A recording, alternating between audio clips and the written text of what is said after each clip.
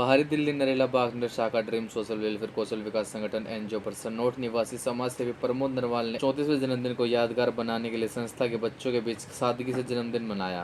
भगवान शिव अवतारी महायोगी गुरु गोरखनाथ जी के दरबार में दीप प्रज्वलित कर आशीर्वाद प्राप्त किया और बच्चों के साथ केक काटकर जन्मदिन मनाया। इस अवसर पर नरेला विधानसभा युवा कांग्रेस अध्यक्ष Ankit Khatri, talent of India trust राष्ट्रीय अध्यक्ष Rohtas Singh Yogi, Dehradun medical college radiology Gudiya Yadav ने जन्मदिन की बधाई दी। नरवाल जी का जन्मदिन मनाया गया ड्रीम सोशल वेलफेयर कौशल विकास संगठन के कार्यालय पर। और भाई प्रमोद नरवाल जी का 34वां जन्मदिन है। क्या कहेंगे प्रमोद जी, आज आपने बच्चों के साथ में जन्मदिन मनाया? जी कि मैं ड्रीम सोशल वेलफेयर के अध्यक्ष संगीता जी का और मेरे बड़े भाई रोहतास योगी जी का बहुत बहुत धन्यवाद करता हूँ कि उन्होंने मुझे उन बच्चों के साथ अपना जन्मदिन मनाने का सौभाग्य प्राप्त करने दिया। और जिस तरीके से ड्रीम सोशल वेलफेयर कौशल विकास संगठन हमारे क्षेत्र में इतने कम समय में जिस तरीके से इन्होंने काम किया है, मैं इनके काम की बहुत तारीफ करता हूँ।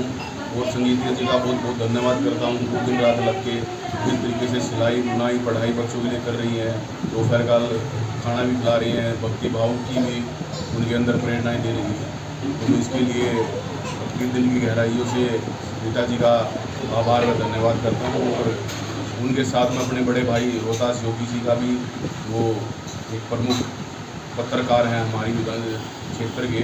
उसके साथ साथ वो हर जगह सोशल वेलफेयर का कोई भी काम हो, वो भाई वहाँ हर जगह हमारे साथ कंधे से कंधा मिलाकर हमें आगे बढ़ने की प्रेरणा देते रहते हैं। तो भाई का बहुत बहुत धन्यवाद। सबसे पहले तो मैं ड्रीम सोशल वेलफेयर कौशल विकास संगठन का बहुत बहुत धन्यवाद करूँगा कि उन्होंने भाई को यहाँ बुलाया और उनका जन्मदिन बच्चों के साथ मनाया।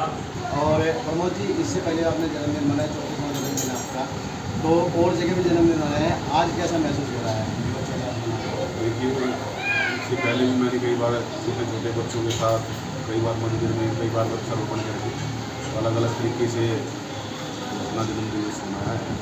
लेकिन आज मुझे बड़ी खुशी हुई जिस प्रकार से मासूम छोटे छोटे बच्चे इस सेंटर में शिक्षा पा रहे हैं, चाहे वो सिलाई सेंटर हो या कंप्यूटर सिलाई सीख रहे हो, बुनाई सीख रहे हो, कंप्यूटर सीख रहे हो या पढ़ाई से संबंधित चीज़ें हैं, और कई तरह के काम ये एनजीओ कर रही है।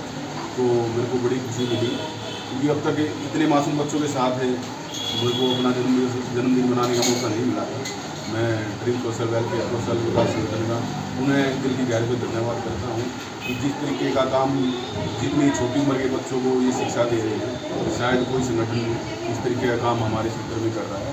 मैं संगीता राजकुमार योगी जी का दोबारा पुनः दिल की गहराई से धन्यवाद करता हूँ।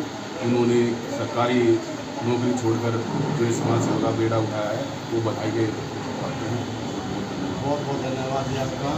और प्रमोद भाई, मैं आपको बता दूँ, हमारी संस्था जो है ड्रीम सोशल वेलफेयर कौशल विकास संगठन और टैलेंट ऑफ इंडिया ट्रस्ट हमेशा कोशिश करती है कि दबे पिछले वर्ग को हम आगे लेकर चलें। और हमारी कोशिश रहती है कि जो मजदूर आज यहाँ दिहाड़ी करते हैं, कल वहाँ दिहाड़ी करते हैं, उन बच्चों को वो मजदूरी तो करते रहते हैं, लेकिन उसके साथ साथ में उनकी शिक्षा जो है खराब हो जाती है बच्चों की। और इसीलिए हम ऐसे बच्चों को जो तलाशते रहते हैं और ऐसे बच्चों को हम यहाँ पर लेकर आते हैं। या ऐसे बच्चे होते हैं जिनके माँ नहीं, किसी का बाप नहीं है और किसी के दोनों ही नहीं हैं, तो ऐसे बच्चों को हम यहाँ पर लेकर आते हैं। और पूरा दिन यहाँ इस सेंटर उन बच्चों के लिए खाना भी दिया जाता है और उनको पढ़ाई लिखाई के साथ साथ में उनके स्वास्थ्य के बारे में ध्यान रखा जाता है।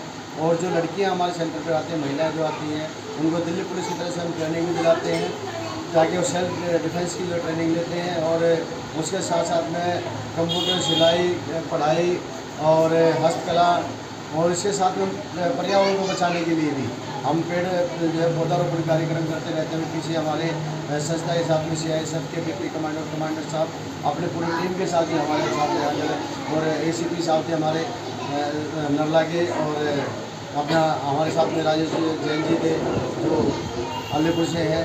और बहुत सी समाज सेवी संस्थाएं हमारे साथ में, और राजपाल जी आपके सनोट गांव के ही हैं, वो भी हमारे साथ में मिलकर उन्होंने पौधारोपण कार्यक्रम किया था।